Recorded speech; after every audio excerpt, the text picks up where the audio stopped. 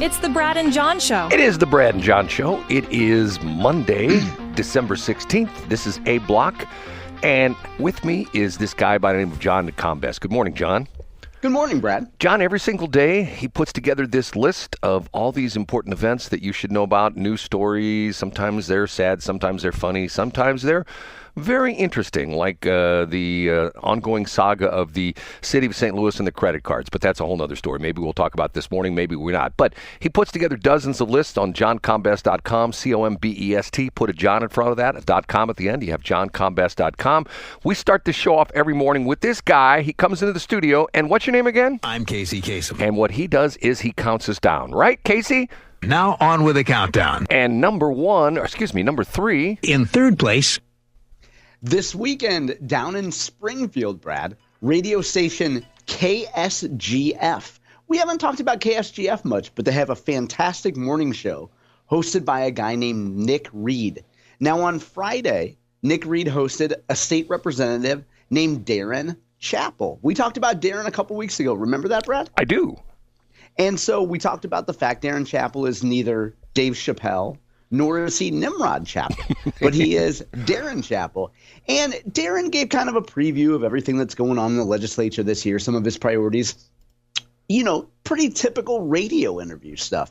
But he mentioned something specifically that we can look forward to this year, and that is that Missouri has elected its first non-binary member of the legislature. Did you know this, Brad? Yeah, I heard about this. Here we go. You might have seen recently a story from St. Louis Public Radio, Brad, about a member of the legislature who's from St. Louis. St. Louis Public Radio touted the fact that she was the first, or that she's the only queer legislator. That's John, true, John, I guess, or one of the only ones, I guess, as far as that goes. John, hold on a minute. Go ahead, Brad. You're telling me this was covered by St. Louis Public Radio? I know. Can you believe they would feature a transgender hero story? I can't now, believe let's it. pause for a second, Brad, because I don't want to confuse these issues. And as we know, pronouns are very important. That member of the state legislature is a lesbian. So she is not a transgender. I believe she might identify as queer. But let's get back to the Springfield story. There's a gentleman who was elected from Kansas City named Wick Thomas, and he is a non-binary. So Darin Chappell's point was Darin Chappell was teasing the fact that this year on the floor of the Missouri House, whether someone is up at the dais or whether someone is addressing a fellow member from the floor, you would usually address someone as saying the gentleman from Greene or the lady from Jackson. You use their county and you use gentleman or lady. What's going to happen, Brad, when Wick Thomas wants to be acknowledged on the floor? Darin Chappell is suggesting that he's going to refer to the gentleman from Jackson as being the gentleman from Jackson. But I don't know if there are folks in the progressive and pronouner crowd who might feel strongly about that. You get what I'm saying, Brad? It seems like much ado about nothing, but what do I know, right? You know what I'm saying? Well, I think that, you know, if someone wants to be addressed as the gentle human from Jackson, I don't know why we can't just say the gentle human, you know? Is that what they want to be addressed as, the gentle human? No, I made that up. That's just a freebie for this guy, Wick Thomas over in Kansas City. Okay. So maybe gentle human would be good. I'm sure there's other things we could compromise. But, I mean, I don't think you want to call someone it, or maybe they do want to be called it. I don't know. It has a bad connotation thanks to Stephen King. See, here we go again. This is my tip for effective advertising, okay? I have clients do this all the time, and they'll write some copy and they'll go, okay, what do you think of this? And it's like, let's say it's a car dealer. Let's say it's John Combest Ford, okay? John Combest Ford has great deals. We really take care of the customer. We give you the best trade-in. No, take every stupid pronoun out of it and put in John Combest Ford. That way you're reinforcing the name. Why, instead of we using all these stupid pronouns, why can't we be like Bob Dole? Bob Dole, you know, Bob Dole never says I. Remember, when he was live, he would say, you know, Bob Dole does this. Yeah, Bob Dole he spoke in the third person. That was his gimmick all the time. Right. Why can't, instead of the stupid pronouns, just say their name? Say, and so-and-so from Jackson County, right? Why can't we do that?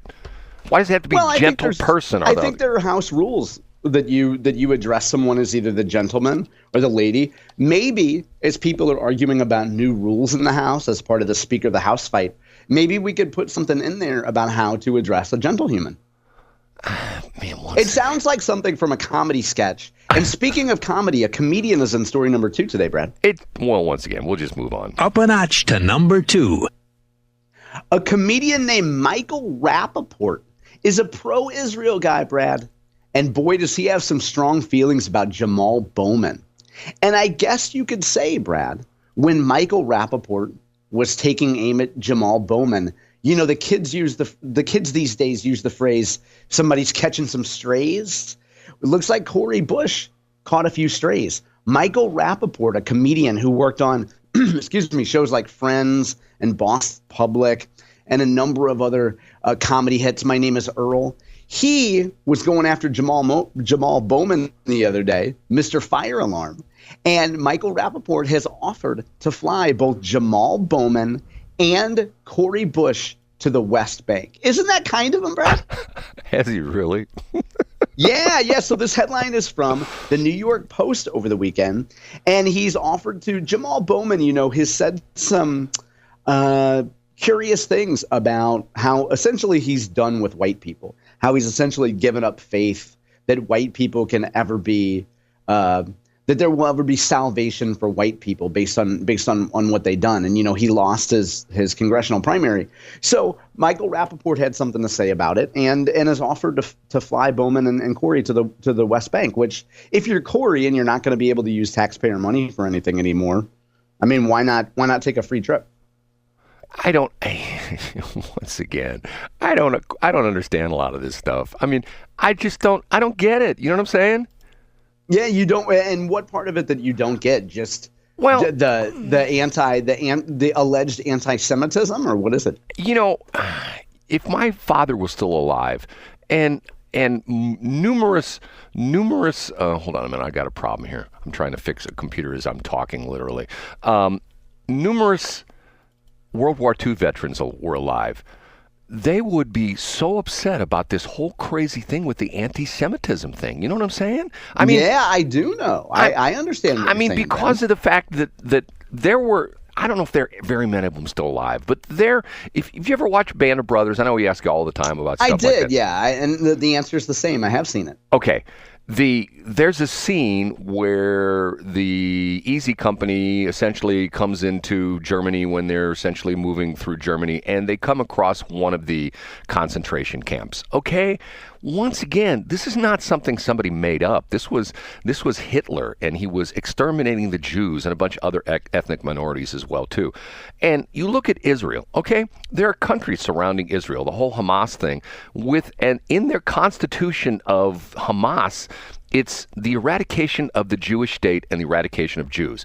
I don't get it. Why don't people like, Jamal Bowman and Cori Bush get that? Does that make any sense to you? Why they're so... Yeah, I get what you're saying. And I think Jamal Bowman's point, when I saw an interview that he did either late last week or over the weekend, and his point was that, according to him, the Jewish community had what he called a target on his back for many years. He says ever since he called for a ceasefire, Jewish folks in his district put a target on his back and have been coming after him.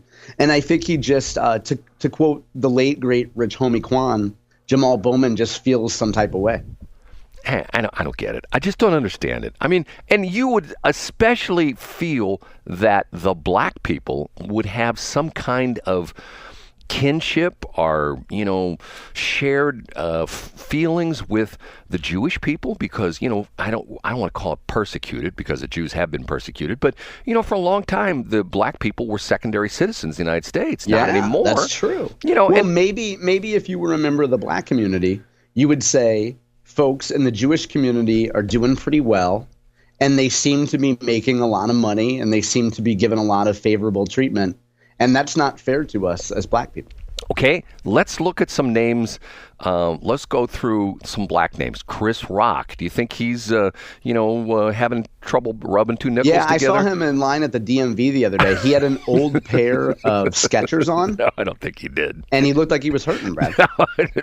Once again, look at who are some of the highest paid athletes. Look at who are some of the highest paid, entertainers. Used to be that, like, I think at one point in time, the top 10 highest paid entertainers, like 8 of them were black. You know what I mean? I mean, like, okay, times have changed. And, it's interesting. You go back in the history, especially like Las Vegas. You know who was one of the pioneers of desegregating Las Vegas? You'll never guess. Yes, Sammy Davis Jr. No, but one of the guys who helped him desegregate. You know who that was?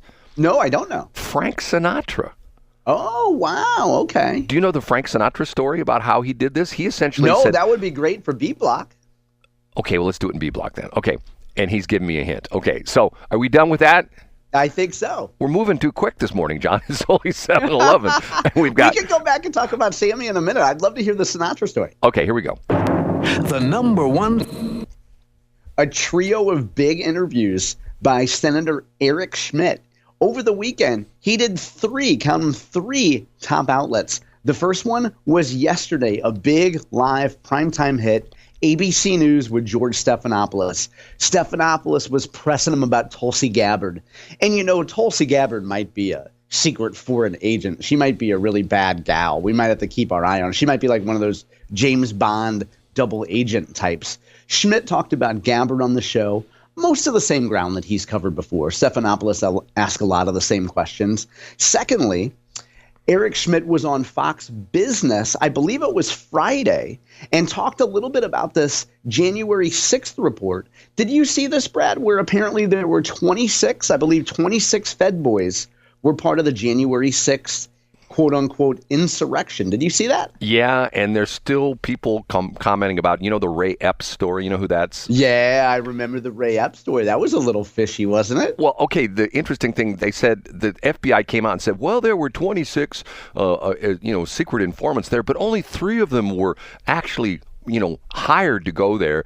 And I think of the 3, 2 of them went into the building, which is the same thing that a lot of people are in jail for right now. You know what I mean? Exactly, yeah. Like anybody that thinks that federal, and again, this goes back to one of the things that starts as a wild conspiracy theory, kind of like COVID escaping from a Wuhan lab, and then ends up being true. Like how does anyone think that federal informants were not part of the January 6th hoopla? Well, but see, we've gotten to the point where, and I hate to say this, but you can't trust what the government says. It's like the whole thing with the New Jersey drone thing. Now it's gotten a bunch of cities. There's an article this morning that's saying, this is CIA stuff. I'm going like, no, hold on a minute now. What's the old thing? Plausible deniability. That's the whole thing here. Yeah. But yeah. I mean, you don't think the government's involved? You don't think the federal? Oh, you just dropped out there. You still there? Oh, I lost John. Okay. No, are you back? Did I lose? Oh, you're in and out.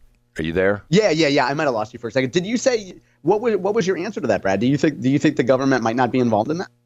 I don't know. I mean, but the whole thing is, here's the thing that bothers me. Okay.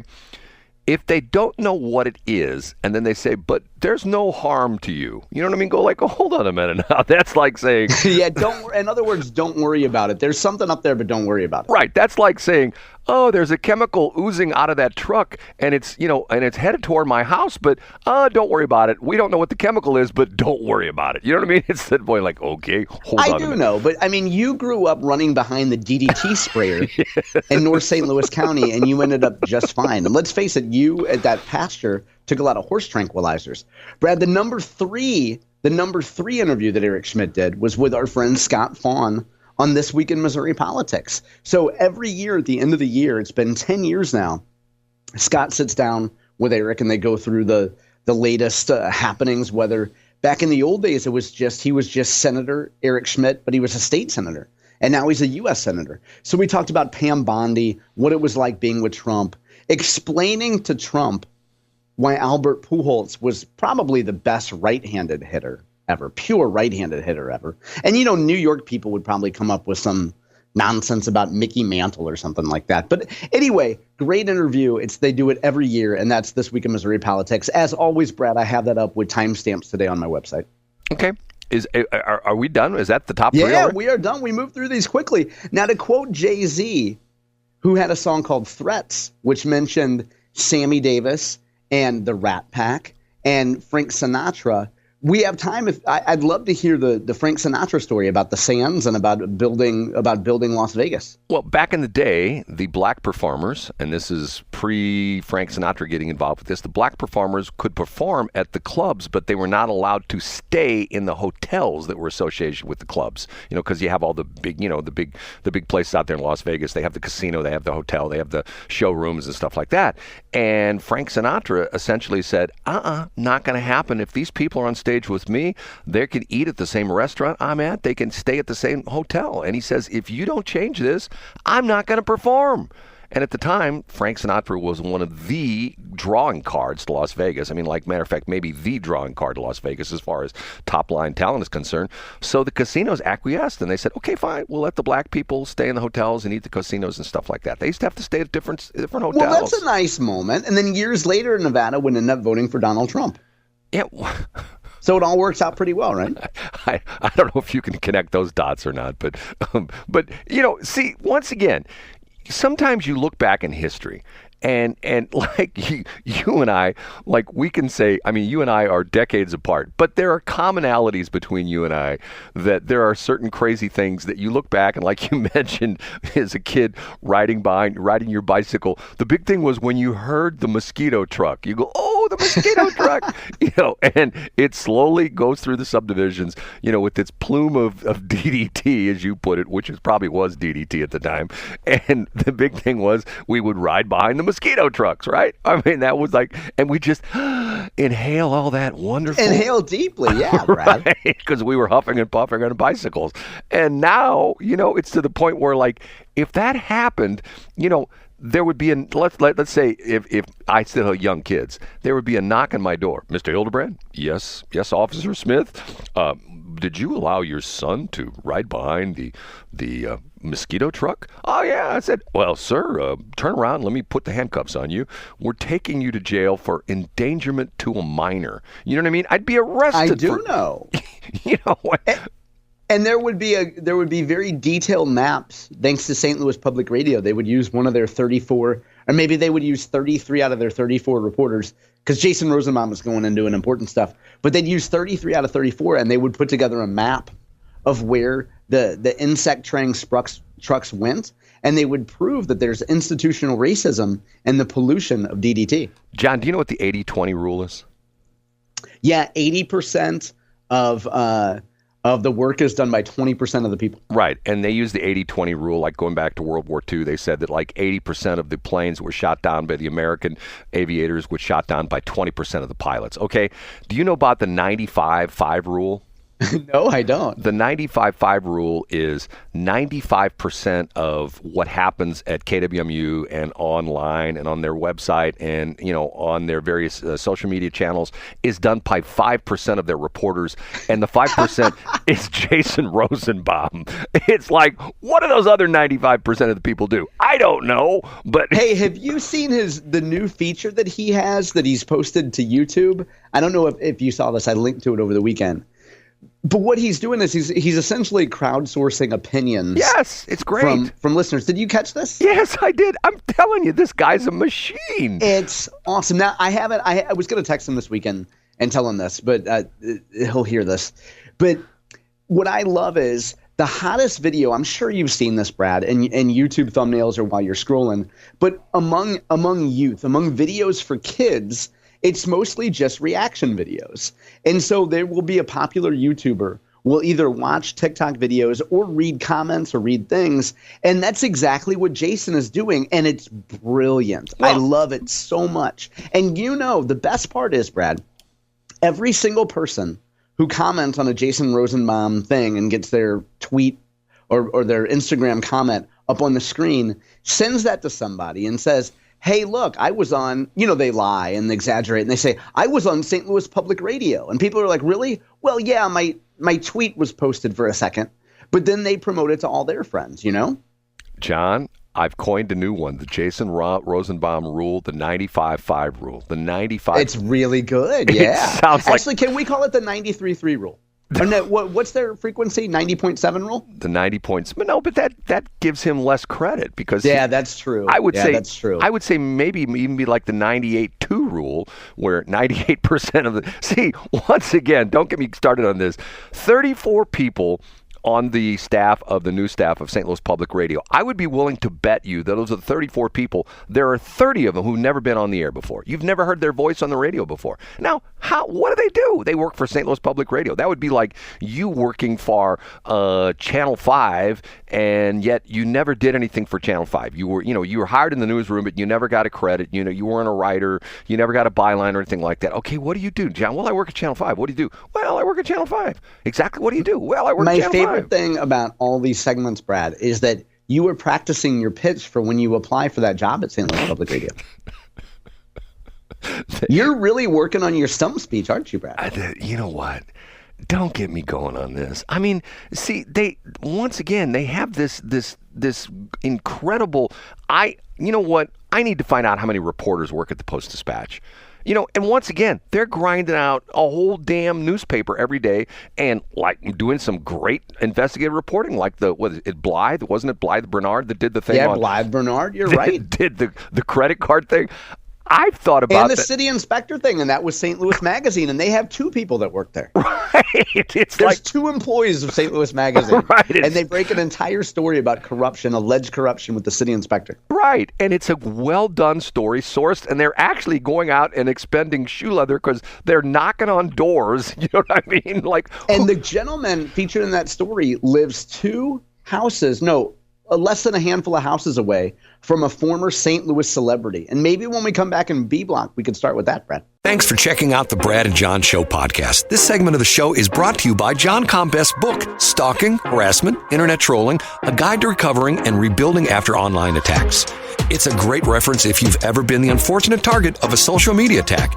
It's available on Amazon. Just search John Combest. That's Combest, John Combest, and the book will show up in your search results. Now it's time for another segment of the Brad and John Show. Can you handle it?